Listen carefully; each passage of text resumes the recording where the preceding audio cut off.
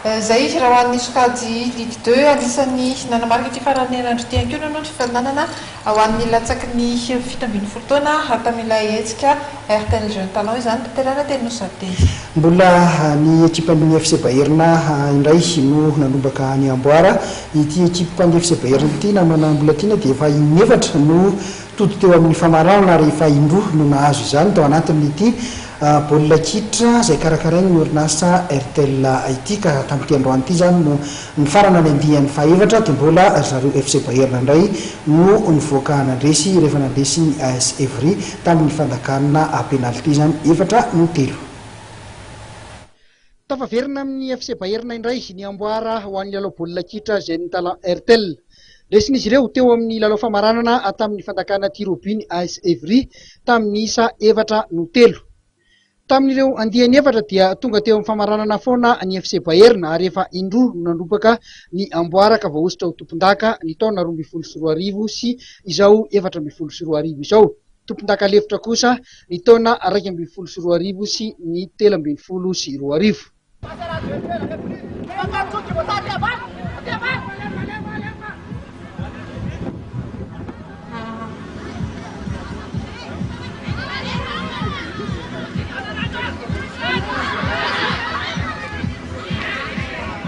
Ny tana ny larina fahatelo kosa ny FC Cousin rehefa nandresy ny FC Anglisy. Mpilalao mendrika nandritra ny faninanana kosa irandrenandrasana Claudio mpilalao avy ao amin'ny Jetmata. Mpanohana nafatrapo kosa dia lasa ny zareo FC Cousin ary ny ekipan'ny JS Morarano nahazo ny ekipan'ny Fair Play. Araka ny nambara ny titirasonaiva avy ao amin'ny Génération dia somary nidina ny avy teknikan'ny mpilalao tamin'ity andihan'ny fahaefatra ity. Fahitako azy somary nidina ihany raha amin'ny ankapobeny satria hitany zara roa zany satria misy ny everina fa nafeno an'le fipetra dia hoe fipetra teknika no tiako lazaina somary nisy natao fa be dia be koa no hita hoe mbola mila ezaka be raha oharina amin'le taona ilalaovany. Manahoana ary zany toeny ny fandrafetana ilay atao hoe ekipa firenena kely izay atrika an'ilay faninanana Gabon.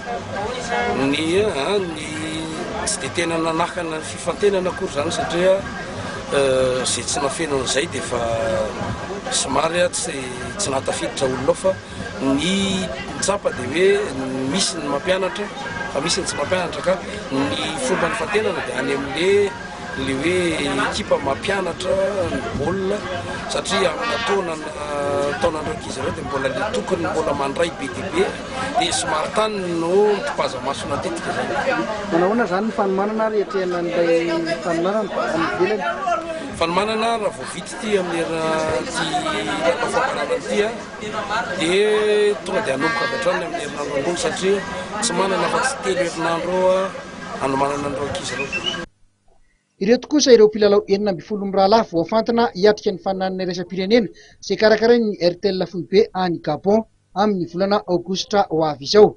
Mihaja feno mbola nantenaina avy ao amin'ny relève formation, Randrena Arvony feno soa avy ao amin'ny FC Anglisy, Randrena Solo Raymond avy ao amin'ny LTC AP Flou, Andria Tsiferana Mendrika avy ao amin'ny FC Cousin, Mamiary Say Fety Arlala avy ao amin'ny AS Evry, Rabie Ary Malala Vonjiniaina Jasmin avy ao amin'ny FC Ankamasoa, Randrembeltina Radinaina Stéphane avy ao amin'ny FC Cousin, Andrina Tenaina Olivier avy ao amin'ny JT Ambatomainty, Andriamanga Nifiandry avy ao amin'ny AJC Meritsetoska, Rislera Ousmane Philippe avy ao amin'ny Jetmata, Andolania Gaël Fabiola avy ao amin'ny FC Bayern, Randrena Andrasana Claudio avy ao amin'ny Jetmata, Rakotondrina Tiavina Heraldo avy ao amin'ny Asfa 2, Faly Arso Tojinirina avy ao amin'ny AS Evry, Mantsignena Princy avy ao amin'ny Jetmata, ary Tovery Jean Patrick avy ao amin'ny TAS Tongarivo.